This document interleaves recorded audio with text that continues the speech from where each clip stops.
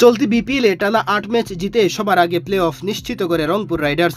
দেখে মনে হচ্ছিল শিরোপা নুরুল হাসান সুহানের দলের হাতে ওঠা সময়ের ব্যাপার। তবে এরপরই দলটির যে ছন্দপতন শুরু হয় তা আর থামেনি। টানা ৪ ম্যাচ হারার পর শক্তি বাড়াতে দলে নিয়েছিল টি-20-র দুই বিধ্বংসী ক্রিকেটার আন্দ্রে রাসেল ও টিম ডেভিডকে। তবে তাদের নিয়েও ভাগ্য পরিবর্তন হলো না।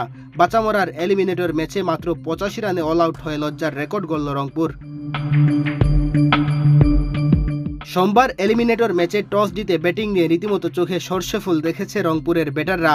0 রানে সৌম্যের রান আউট দিয়ে শুরু, এরপর মেহেদী মিরাজ ও নাসুমের ঘূর্ণিতে রংপুরের ব্যাটারদের খালি আসা যাওয়ার মিছিল হয়েছে। আর তাতেই লজ্জার এক রেকর্ড গড়ে রংপুর রাইডার্স। বিপিএল এর ইতিহাসে এলিমিনেটর ম্যাচে সবচেয়ে কম রানে অল আউট হওয়ার রেকর্ড গড়েছে রংপুর।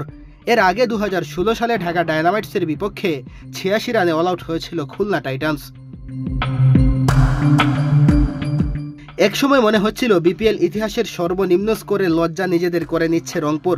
তবে শেষ ব্যাটার আকিব জাভেদের কারণে সে লজ্জা থেকে রেহাই পেয়েছে তারা। কিন্তু শেষ পর্যন্ত 16 ওভার 5 বলে মাত্র 85 রানে গুটিয়ে যায়। প্রথম বল থেকেই শুরু হয় বিপর্যয়। ওপেনার সৌম্য সরকার রানের খাতা খুলতেই পারেননি। রান আউট হয়ে ফেরেন 0 রানে।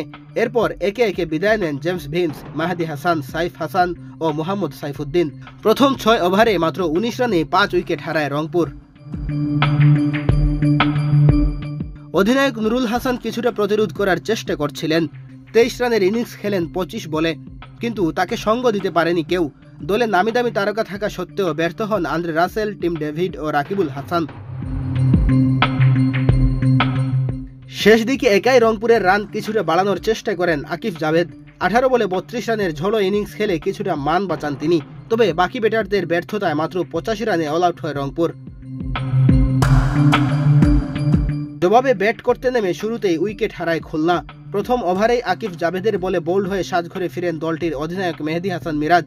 এরপর অবশ্য আর কোনো সুবিধা করতে পারেনি রংপুর।